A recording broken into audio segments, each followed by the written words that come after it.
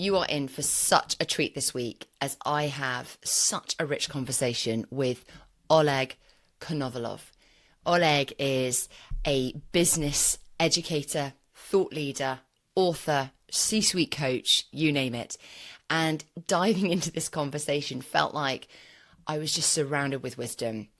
And actually, it's something that he talks about is wisdom in business. And something to really listen out for is this concept of vision in business. He talks about it being a space rather than an event. How do we hold vision as a space? Let's dive in. You're going to think of vision so differently at the end of this conversation. I am joined by none other than Oleg Konovalov. Am I saying your surname correctly, Oleg? You made it. I did it slowly. Look, that's cool. No, but thank you. Excellent. Well, it is such a pleasure to have you on the Extraordinary Leaders podcast today, Oleg. And I would love to kick off with my same old question. But what does extraordinary leadership mean to you, Oleg? Wow. Nice question. Extraordinary could be not in terms of how great you are as celebrity or well known. It's about how much value you produce for people. Leadership it's a labor of love, right? And love is not just about hugging with everyone. It's about creating value for people around you. Very simple. Value, value, value. This is how you are judged. So let's just camp around that word value, because we all have these words and we know what they mean, but do we know what they mean? What does that mean to you to add value? It could be, first of all, leaders are responsible for creating the future for people, right? Because I must make every day for people more valuable and therefore they are growing. I'm responsible for their growth. We're all ideal for today, we're all perfect for today, but how good we are for tomorrow is a leadership task.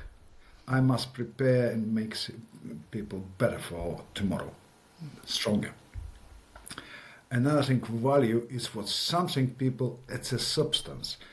People could feel in monetary terms or in psychological terms, whatever what makes them feel greater, more satisfied. Whatever you are sharing with people, and it becomes people resource because they could share it with others. It's beautiful. I've spoken to you before, but you can hear such a rich depth and like a well when you speak, Oleg. And I'm just so intrigued to know how have you got to this place in your career of being an expert in this space of leadership and vision? What's led you here? Vision is something wasn't much tapped before, and for me it was always a puzzle because we tend to talk about strategy without understanding that without vision, strategy is a bridge to nowhere. We don't know where to go. We're just simply planning. We're spending tons of money to end up nowhere. Yeah. Right? And vision is not just a mission statement that I will be nice to my neighbors when I'm building a new house, or I will be nice to society. It's not about this. Vision is a space, and that is very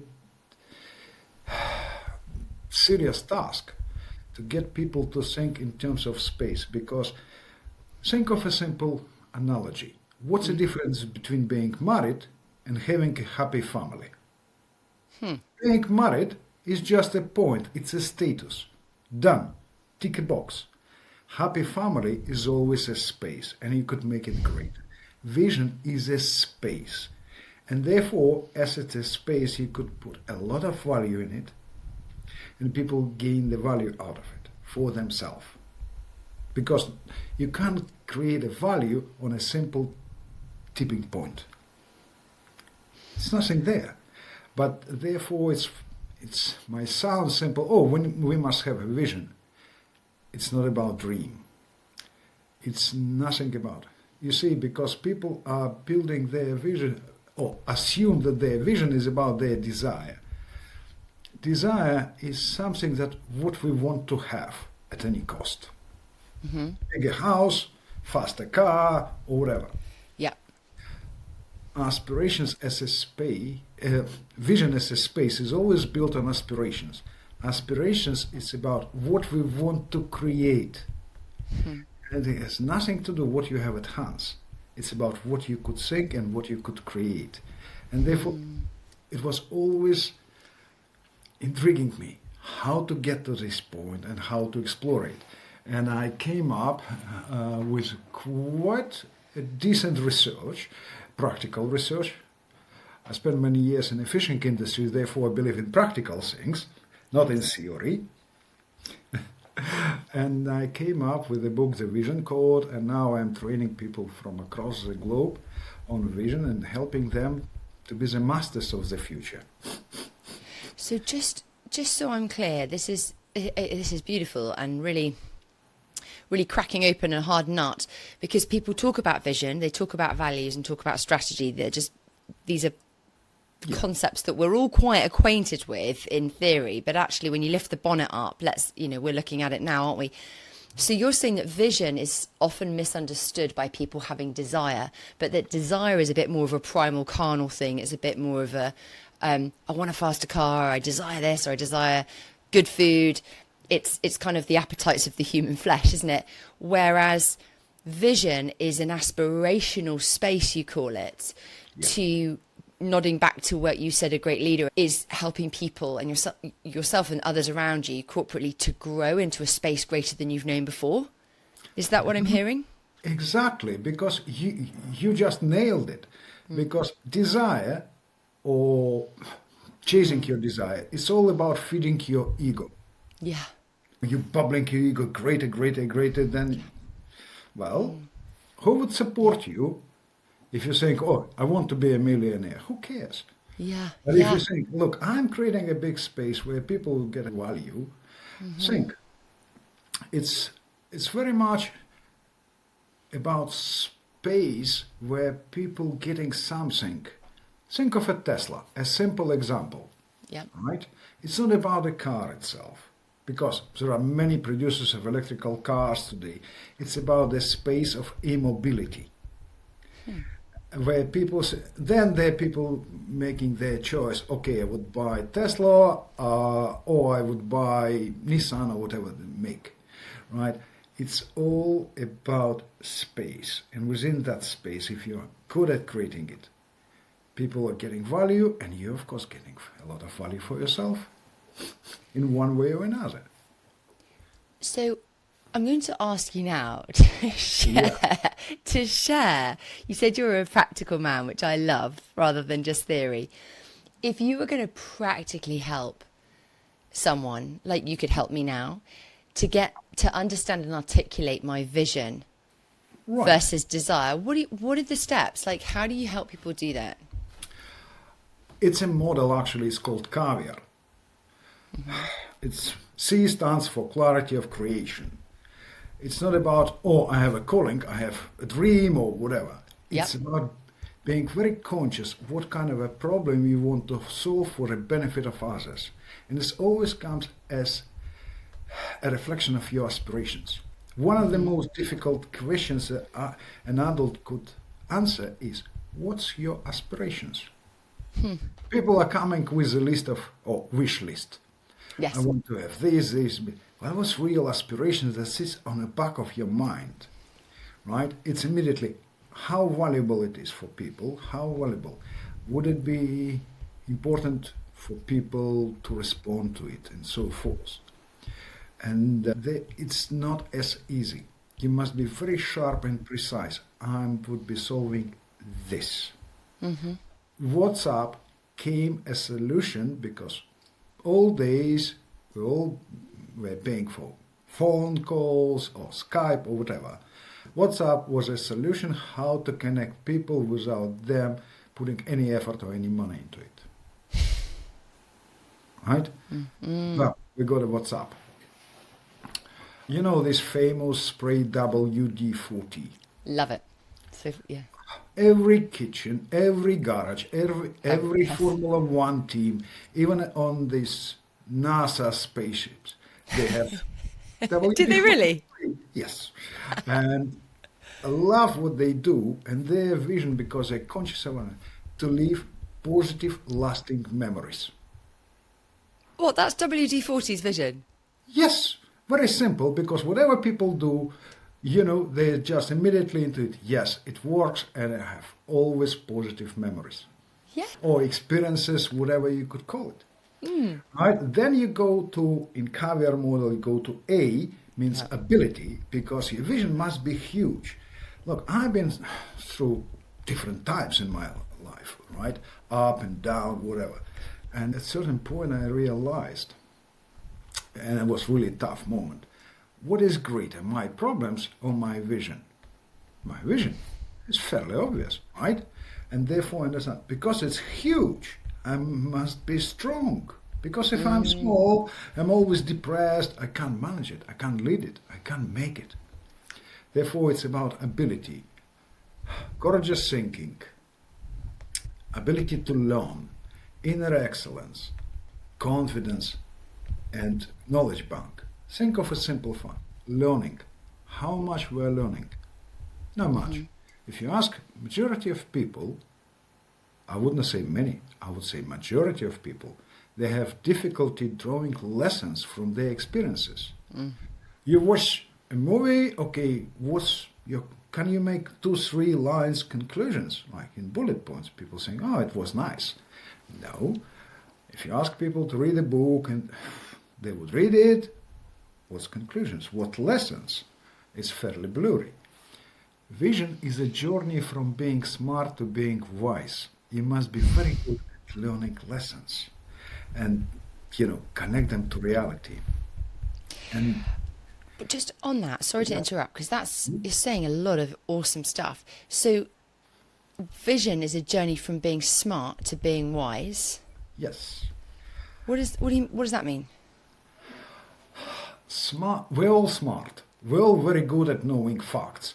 Actually, we are very quick at Googling. Oh, what's the distance between here and there, and so forth. We just like immediately, we are smart. We're well educated these days. At least we could read the signs on the streets.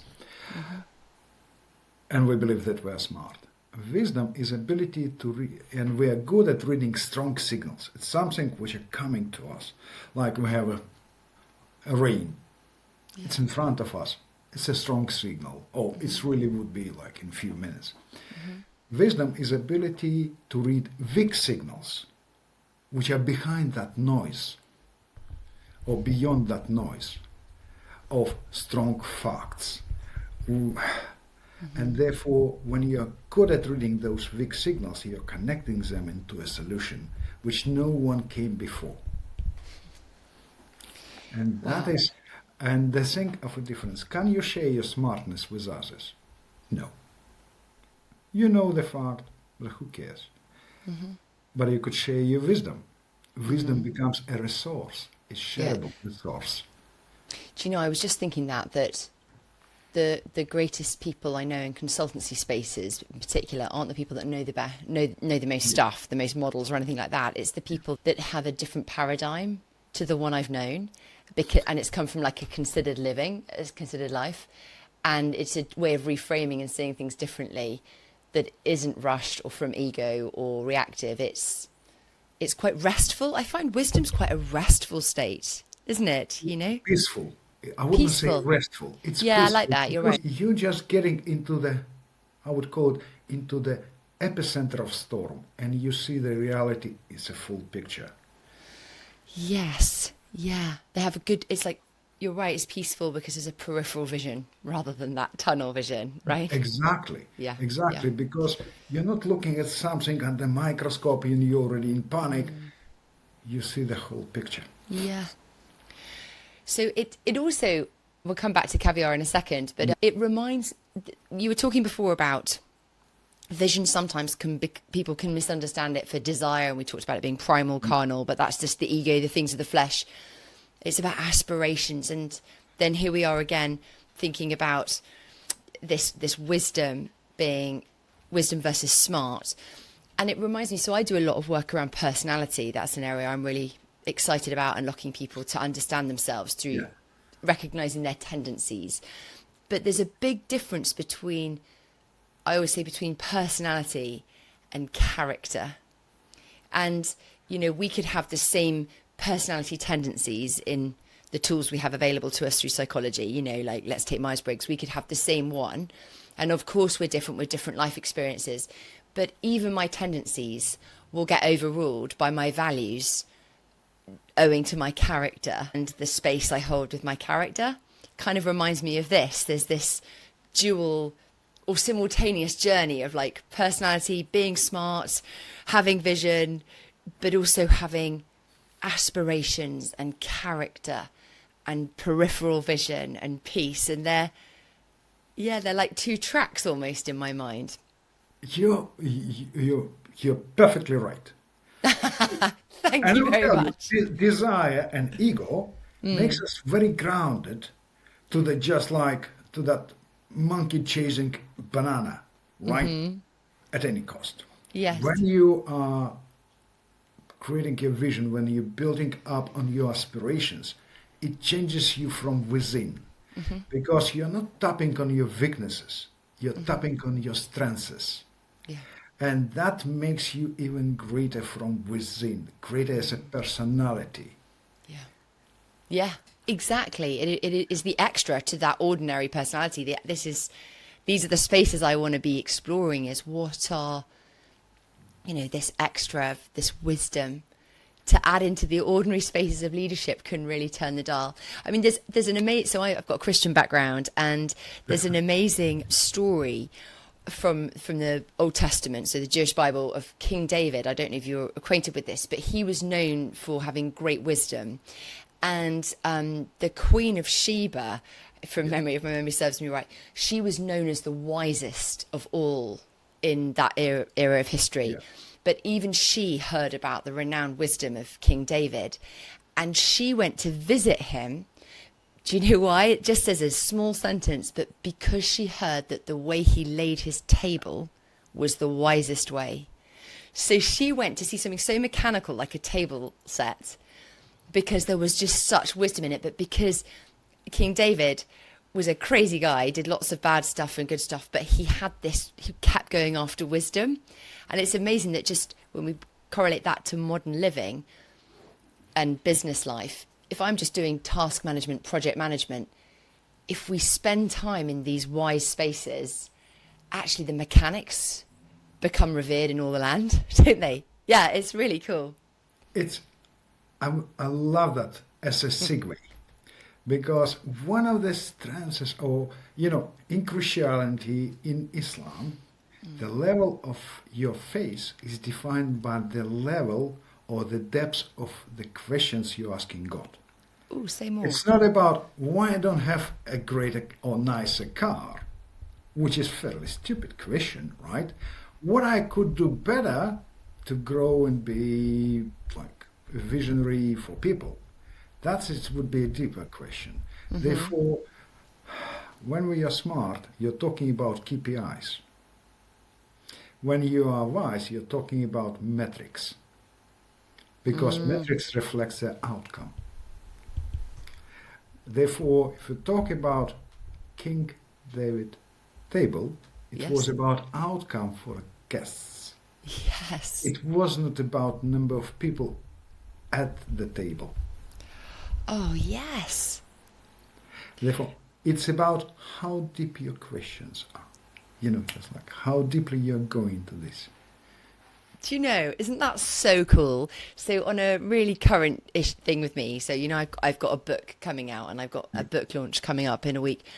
And the questions I've got, this is just so minutiae, but the questions I've got are, you know, what canapes, what drinks, and that's my KPIs, right? But I've been talking to a friend, I'm doing a mini speech, and they said to me this morning, it's this metrics thing, they said, what do you want people to go away feeling? Exactly. Yeah? And then when you've done that, everything else falls into place. Yes. And yeah. I would ask you another question, and my congratulations on your new book. Thank you. It's never easy. I wrote quite a few, and I know it's quite challenging task. What I have just like a question I'm always asking my colleagues, what have you learned from your own book? Oh, no, Because that's it's a not question. about how many words you put on your computer, right? It's like 40,000 words, 50,000 words, doesn't matter. It's about what you have learned from your own book. This is what you will be sharing, speaking from stages or consulting people. This is would define the value, because if you don't see that value yourself, you will be sharing just words. Yeah. I mean, can I answer what I've learned? Oh yeah, please. So, That was a tricky question actually to provoke you. no, I love it. It's a great question because there is a great quote that I always share when I'm working is we don't learn from experience, we learn from reflecting on experience, which is exactly what you're saying. So, what I have learned from my book is a few different strands. I think one thing I have learnt is similar to something I learnt in the summer. And there's a moment, and I think I will have my moment with the book next week when it's being birthed. But in the summer, I learnt to kite surf for a week in Morocco on my own. And I've been talking about it for a long time. I'm going to kite surf. I've been talking about I'm going to write a book for a long time. And there was a day, and I bruised my arm and nearly broke my arm and ripped a wetsuit, and I was alone and it was difficult. And I was terrified. The noise of a kite when you're on the water, if you're not used to it, is, ah! I'm 42. I felt too old. And I kept going and I got it. And there was a point when I was kite surfing back into shore, upwind, and I went, shit, I'm doing it. I'm doing it.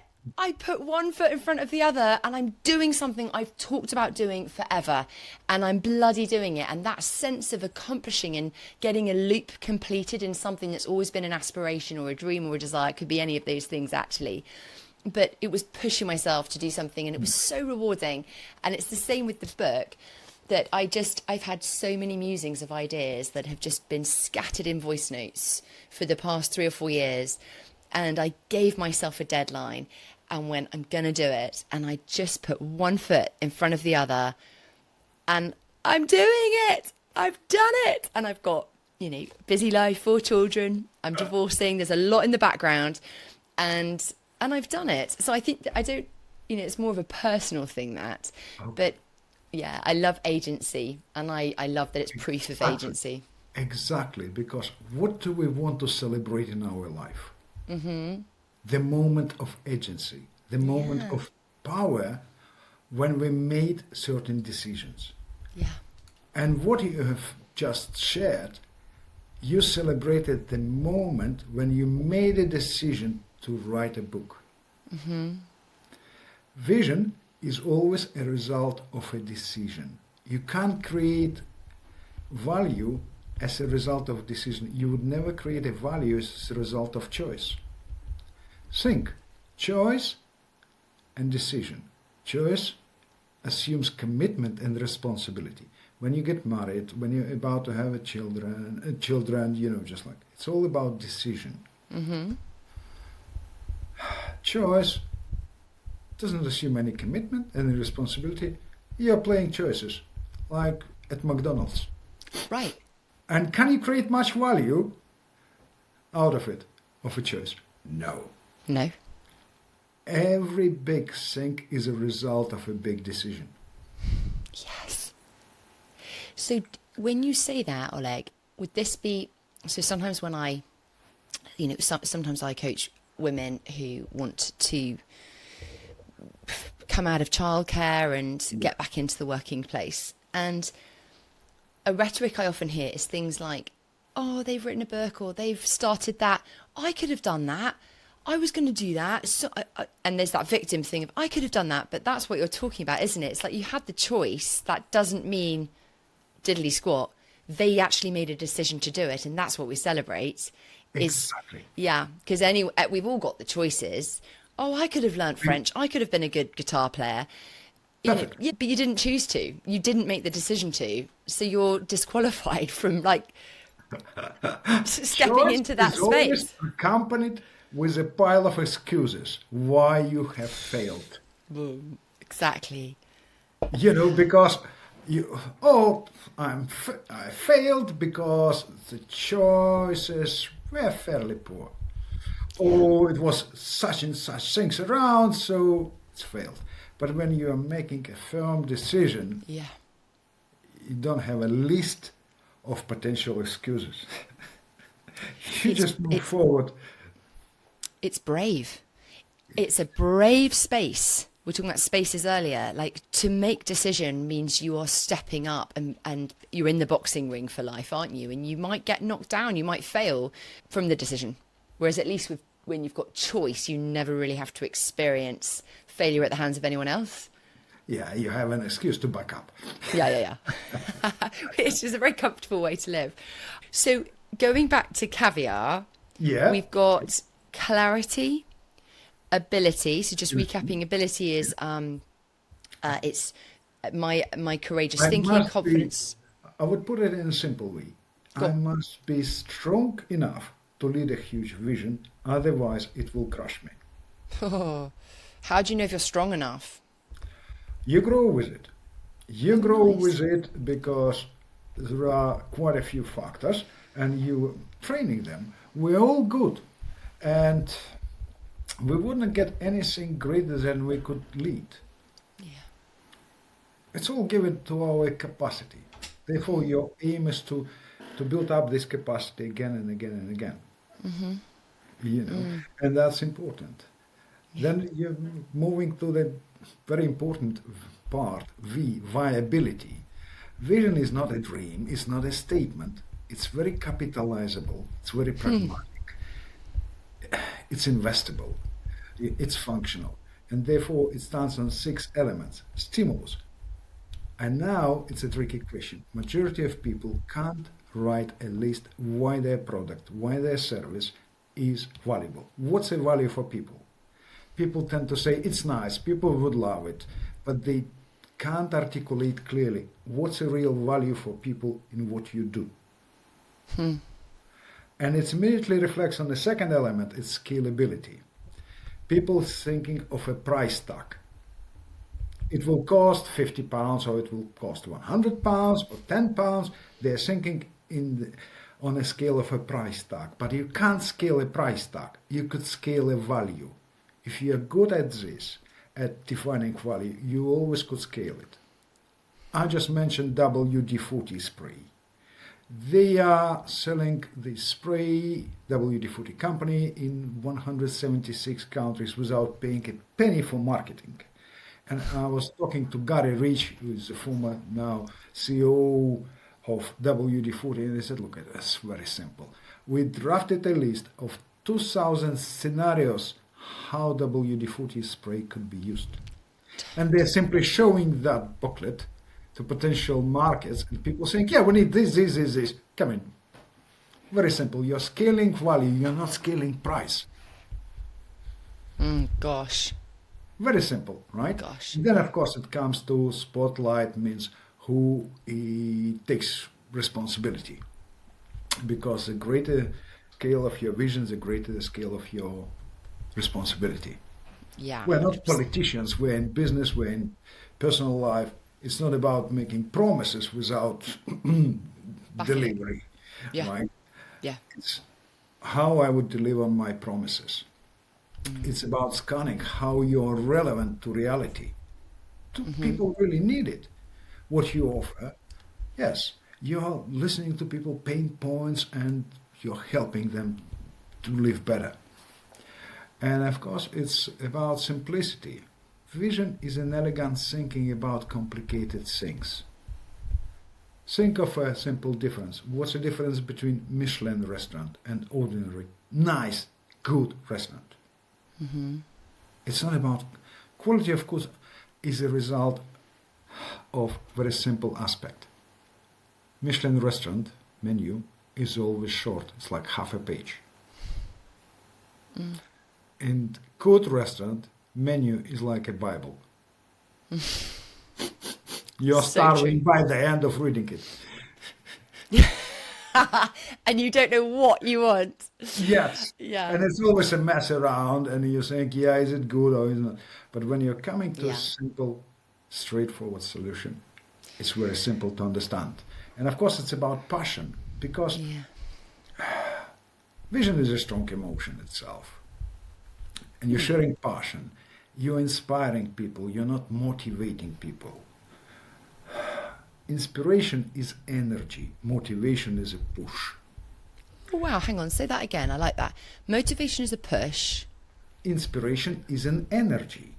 Because if Yeah. I'm inspired, I could inspire others. So I'm sharing my energy with others. But if I'm motivated, it doesn't mean that I could motivate others. No. But they often go hand in hand, do they not? Because inspiring energy seems to be married quite closely to people who are motivated and get things done. So being around that energy does motivate you because they are Can you motivated. Then I would ask you, can you channel your motivation? No. How do you mean? If you are a leader, if Yep. you're an extraordinary leader, you are good at channeling inspirational energy for a specific task to a specific group of people. Motivation, well, you could motivate a few people around you, but you can't channel it properly. Got it. So the inspiration actually gets into that intrinsic space, is what I'm hearing in that, rather than the motivation is extrinsic. Because motivation is I would do something which is within my assumed capacity. Inspiration is showing people that they could do something beyond their capacity. Oh, I love that. Yeah. Do you know, it's really interesting because going back to choices and decision, sometimes people have said, gosh, Dolly, 4 children, writing a book, running a big home, like a big, busy life, big life, and got a divorce going on. There's a lot going on. And they will say, oh, you're so inspiring, you're so inspiring. But actually, it's again about, you can be inspired and have an energy for life and for doing things, but it comes back to that.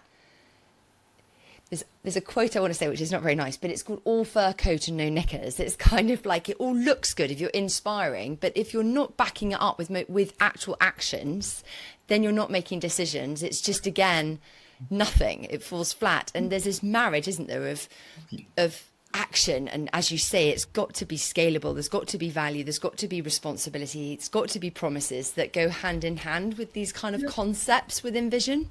Exactly. And you see, what happens in this sense? Most people are thinking about time management. But when you're talking in a way of inspiration or leading people, it's all about energy management. So you're having a hectic life or busy life or whatever. You are acting based on how is important to put a certain energy into a certain issue or agenda, whatever. You just good at energy management. Oh my goodness. Oleg, this is so exciting. I love it. I've never heard that Look, we're before. all trained in a way to do good, to be good at time management. Yeah. I never saw any taxi driver becoming a Formula One pilot because taxi drivers are very good at time management. 15 minutes to pick up another client and so forth. They're just like hamsters in a wheel doing the same thing. They're not improving. But if you're talking about energy management, how I could improve every time doing something, and this is where these guys are becoming Formula One pilots. Whoa. But that goes back to that thing, this concept of vision, of having a bigger aspiration than you've known yourself. It's so I might have shared it on the podcast before, but there's in Hebrew, you may know this, but there's 2 words for fear that they use in the Bible, in the Jewish Bible. So fear is just translated into English as fear. So fear God, fear the Philistines, fear the big bad monster, fear God's goodness, like all these different fears. All these things are just one word, fear. But the Hebrew word is either pashad or yirde. And pashad is the fear that we would recognize in the English language, which is a fear of something bad happening, a fear that we need to protect ourselves from something bad, self-preservation fear, like being attacked, being run over, etc., or something, or I'll fail.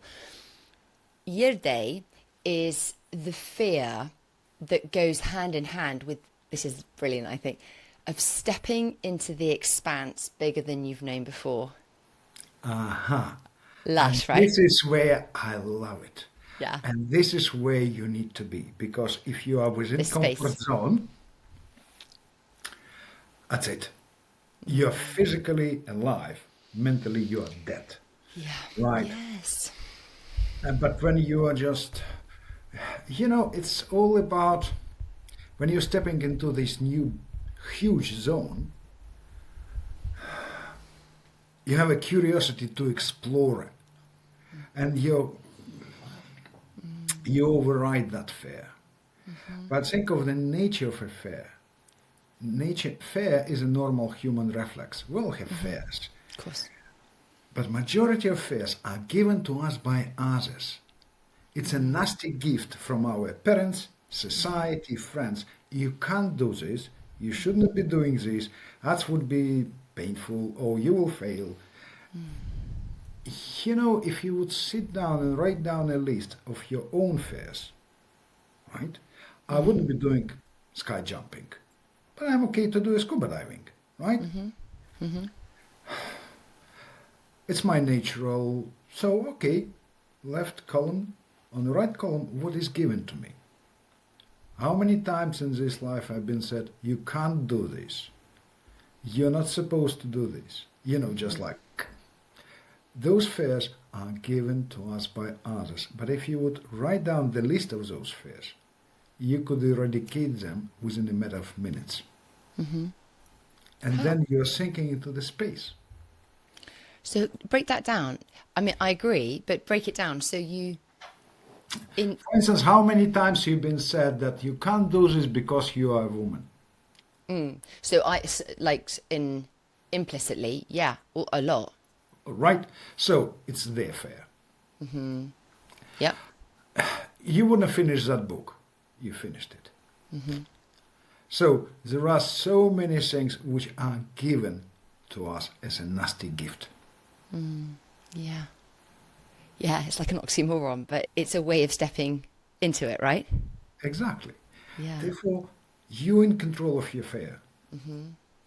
And when you're creating a huge space, and it must be bigger, many times bigger than you, it must make you fearful. But fearful not to be frozen to death, but a fearful to act consciously. And this is when you are in this space, you are seeing yourself being greater as a personality, as someone who creates greater value. You're not interested in playing small. Then you're playing always big. So this message of this space, this aspirational space, year day, stepping into something greater than you've known, thinking bigger, Formula One, rather than the taxi driver mindset of time management. How do we, because just holding that there for a second, with my message of extraordinary, my big hope is that the word extraordinary, we don't all have to be amazing, extraordinary leaders, visionary, Mr. Tesla, Elon Musk. Actually, it's okay to be ordinary with a capital O. And so for the taxi driver, for the stay-at-home mom, for the manager of a mid-management team, like that capital O, these are ordinary spaces. We don't all have to smash it as extraordinary people the way we would define it in the world. But it's these extra things that we're exploring here that we add into our ordinary that by accident might make us quite extraordinary. So, that's my message. But Yes. so going back to playing big, how do we play big if we don't want to be top CEOs and, running massive movements? How do we do it when we're just ordinary? You understand? If you're a father of a house or mother of a house, you're already creating or responsible for creating such a space. Yeah. Right? Yeah. Because this is my responsibility to keep my family happy. Create that space. Again, when you're creating great space and you're walking into it, exploring it, you understand that you know very little, you're learning something every day. You're not thinking about finish line. I have built a house, that's it. My life is successful. Or I'm a CEO, I'm successful. No, no, no. You know, the oldest person I have trained, believe me or not, he's 89. And it was a group of CEOs, and I asked him, and he's really wise guy. I said, do you have an understanding of a comfort zone? He said, no. Do you have an understanding of a finish line? No, because at 89 he's still learning. Oh my gosh, I love that. You understand me? It's all about, therefore, it's immediately you would understand that the world is huge, but the world within you is even greater. Learn all the time, and therefore you keep yourself ordinary. People are showing off their status because they have nothing to show from within. Yeah, it's very grounding wisdom right there. It is, and it's so rich, the human existence, isn't it? It's so rich. Yeah, it's such a gift. It is. Yeah, It is. You would understand that this is a gift. yeah, And you're responsible for not just preserving that gift, but to make that gift even greater. yeah. There's just so much here. I'm really, really enjoying this chat. Thank you. As we, I want to make sure that we tie in the caviar. So we've done V. Yeah. Then we talk about I, which is influence. But Nice. influence is about how good I'm at making others the co-owners of vision and spreading it further, sharing the value. Therefore, it's not, you see, I must engage people and feel them co-owners because they know that they will gain the benefits from this vision. They're not the slaves, they're beneficiaries of it. Therefore, they're co-owners. It's like within a family, I could have a vision, my wife is not aware what I'm thinking about, we're not together, right? Therefore, we are co-owners of everything that we create together in a simple way, Yep. right? Have you seen Tesla adverts? No. I mean, I must have done. No, No. no, They don't have any. no. Because Wow. they've been very good at making Tesla owners their co-owners. Wow. And people talk how happy they are about it, how happy about the service, even if, yeah, of course, nothing is perfect. Some people saying not, but in general is very good experience and so forth. But what they are doing, they're spreading two things. They're sharing emotions and communicating facts. Because facts goes into our conscious mind, emotions go to subconscious mind. Yeah. And they're both there. You have the best experience, and it would be in terms of facts, economical or whatever, environmental impact. So they're making people or that market, that space grow. It's influence. It's not about how many people are ever a few. Yeah. Yeah. And it's back to that KPI thing, isn't it? They're thinking about outcomes, the metrics, like what are the outcomes we want our people to love our cars emotionally and to know that there's science behind it. Dolly, let's put in a simple analogy between KPI and metrics. You're Yeah. meeting a person, right? And are you judging this person because of his or her KPIs, like sugar level, blood pressure level? These are a human KPIs. Or Yes. what are the human metrics? This person is kind, wise, responsive, Yeah. and I love being around this person. Yeah. Yeah. Very Yeah. And simple again, analogy. it reminds me of the energy thing before. So It's, if you go to GP, you're getting KPI test, come on. Yeah. right? But if you're meeting a great friend, you're meeting metrics of each other. I love it. I love it. It's so true. It's so true. So I is influence, okay. And then we And have acting, another, okay. because leadership is nothing to do about consensus. It's about being firm. I have structured thought. Where do we go? We are looking for consensus when we don't know where to go. We're trying to please everyone. And it's all about getting people together into one direction. It's about maintaining focus and will. It's about decision making. It's about metrics. It's quite a number of factors which you must be very in line with what you do to achieve Yeah. your vision. It's not about jerking left, right, up, down. It's not about this. But an important moment. Tell me, Dolly, do you love chocolate? Say that again. Do you love chocolate? I love it. Lint? Love Lint. I love it. I love. They're brilliant. Yeah. Do you know that they revise their vision once a year? Okay, I did not know. Once a year, they're sitting in a group like in Italy, specifically Italian, they're like flagship branch, and they're sitting together and revising their vision, how they could adjust. And here comes a trick for personality. Vision gives you a new life every time you revise it. It's like, people believe that cats have 9 lives.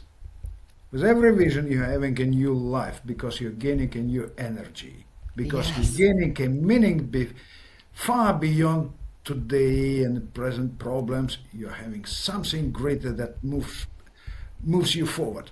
Yes. I love that. It's not just about we have one vision forever and ever. Yeah. No, no, no. You must make it stronger every time because you grow with it. It's like more or less within a happy family, both are good at saying each other how they love in different words, and they're showing in different forms. Mm-hmm. It's not like every morning, I love you. I love you, just like with the same tone, the same words. No, it's a currency. You have to use different Exactly. pennies and pence. Yeah. Yeah. Yeah. Yeah. So this is a process, but it's not, as I said, vision is always a journey from being smart to being wise. Yeah. You're getting at the top. And extraordinary, what is very interesting about vision, it gives you structured thinking. And when your thoughts are structured, you're not allowing chaos into your mind. You're delivering what you want to do, what do you need in a very simple way. You're not bragging around. And your actions are fairly, I would say, they're fairly clear. Mm-hmm. Well, it goes back to that simple thing of the Michelin star restaurant, and Okay. just it's that structured, simple Thinking. steps. Yeah, Yeah. thinking. But We are it's best easy at to. this, and we will do this. So, but getting to that is a growth journey, right? You can't just. I mean, that is the kind of $1 million question sometimes when you're, if I've been into strategy meetings or just facilitating conversations, like that's what we're all wanting, but it's a process to get simple because it's not simplistic. It's one of the toughest exercises, actually. Right. As a book writer, how many words you crossed, Yeah, most of them. right? Yeah. Therefore, it's not about how many words I could put into a book. It's about what I would not put into the book. Right? What would make it That's- heavy? I would give you another simple analogy. Dolly, I believe you would appreciate my point. The famous black little dress by Coco Chanel. Is it simple? How many years it took for Coco Chanel to create it? Oh my gosh, I already am excited about this. Go Right? on. And the people still paying tons of money, and every husband is aware of its price. Right? But women are still chasing those proper little black dress. Stress. Simple and elegant, right? Yes. And we all were trained to make things complicated, right? But it's about ability to make things in a very simple, elegant way. And when you say that, I mean, that can be applicable to any sector, actually. Exactly. Yeah. So we're not just talking high end. It's the simple offering of what you do, but just do it well. You see, leadership is always judged on the basis how your promises meet with expectations, right? What you're delivering. And you can't make a huge list. It's impossible to fulfill it. Yeah. Make it simple. I promised my wife when we got married that life with me wouldn't be easy, but it would be interesting. And she said to me recently, "You kept your promise." Good. Expectations and promises are in check. I love it. Yeah. But actually, simplicity is, how to tell you, you can't put too much extra weight on an airplane. No. It wouldn't take off, right? You can't put extra weight even on a car. It wouldn't drive as fast as expected.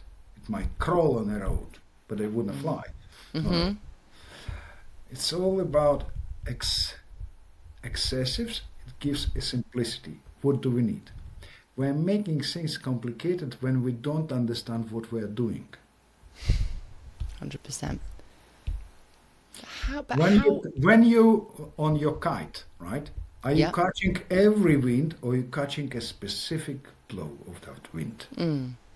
Yeah, you're focusing on that particular wind and that particular direction. Yes. That was do you know the key thing which sews into this? You'll like it. I was struggling to catch the wind upwind. That's the kind of holy grail of learning to kite surf. Can you get upwind?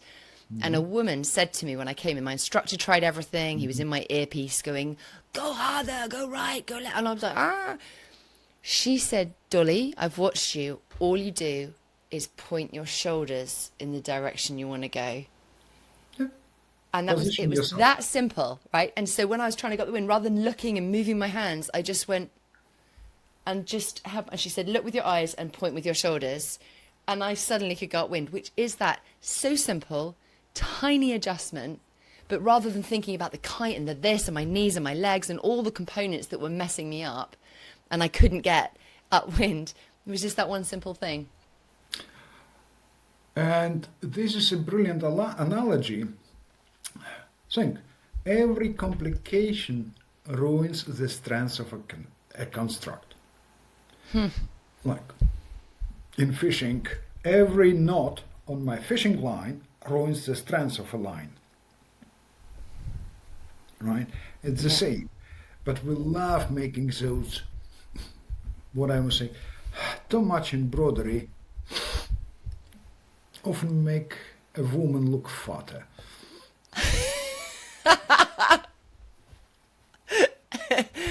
And far less elegant. Yeah, that's funny.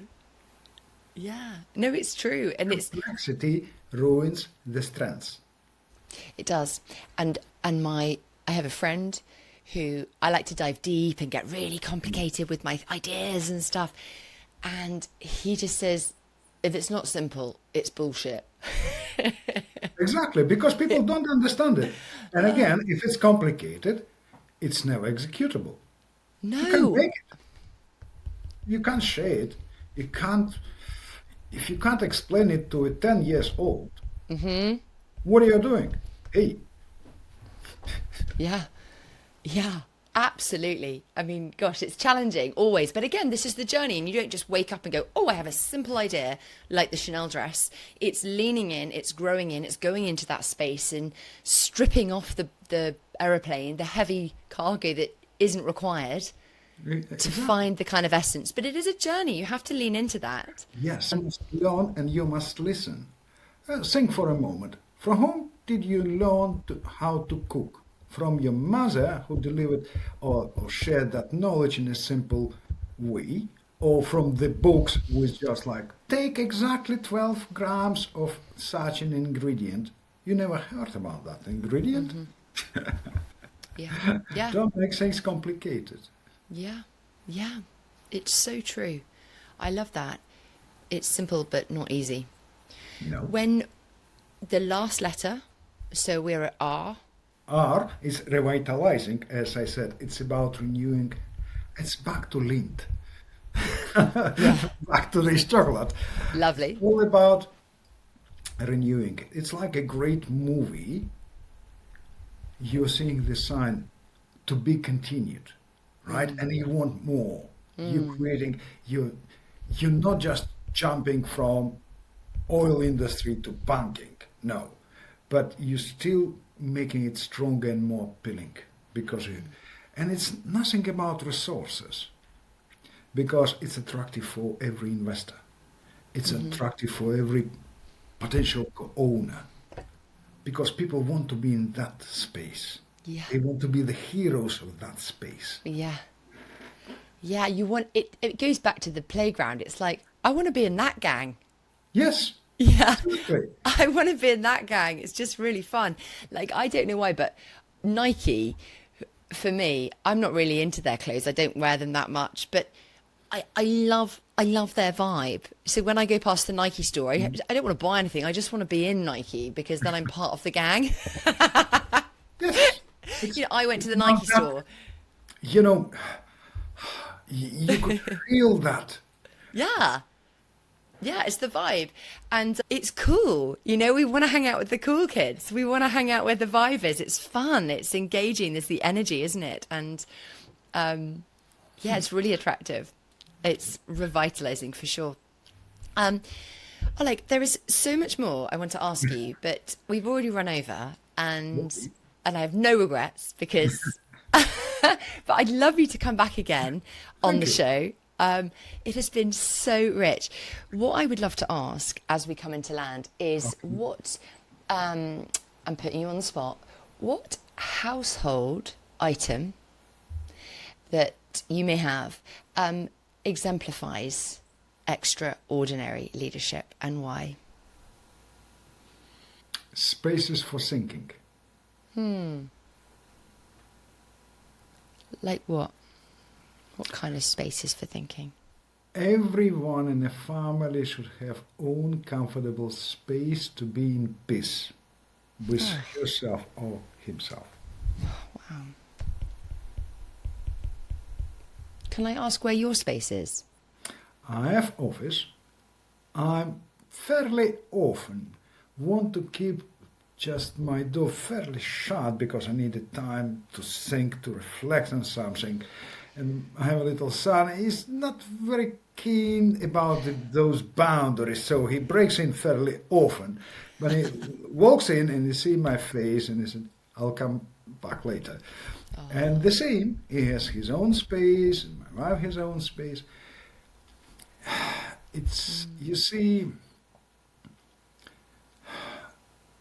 it's not about how much or how many of different things you have in a house, because those things are taking air out of your space.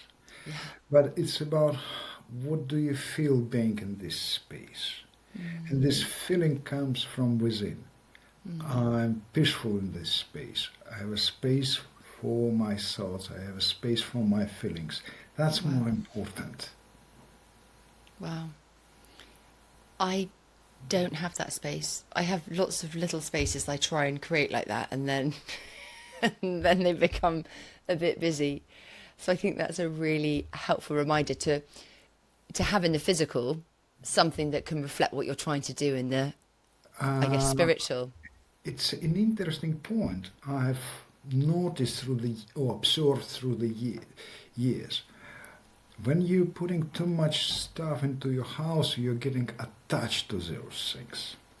But when you're thinking that I could sit at any corner of my house and I will feel comfortable thinking or talking, it's different. Because you see, the less we have in hands, the more we have in mind, the further we could travel. Oh my gosh. Because if you're just in busy place, you have less in mind, your hands are busy, you can't move far. It's so true. I mean, one of the chapters in my book talks about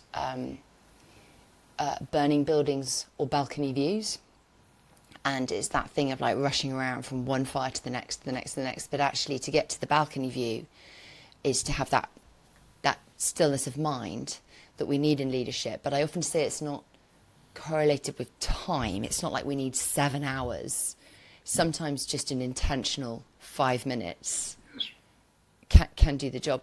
But getting from the burning building onto a balcony, what do we physically have to do? We have to physically walk up some steps to get there. And so those steps might be decluttering a little bit, just not buying as much, and these things to enable you to find it easier to find those balcony views, which I need to learn from my own wisdom. But it's that, isn't it? It is. Yeah. Oleg, Thank you for your great questions. Thank you. What a gift. Thank you for joining us today. It has been such a treat. Thank you very much, Dolly. Thank you. Great. A real takeaway for me from that conversation with Oleg was this concept of aspirations versus desire, and stepping into a vision, a space where your aspirations are guiding you. They're the guiding light. Often we don't know what our aspirations are. And I know that for me, I want to really dive into that with my coach, what my aspirations are versus my desire, and to move into that space. And if you need that, in my book, I talk about aeration chambers, that space to consider with a coach. So do reach out to Oleg or to myself or to a coach to find your way of exploring your aspirations. And in addition with that, how are you able to be strong enough to pursue those aspirations? I love how Oleg marries together this concept of being strong and having the strength to carry these aspirations through.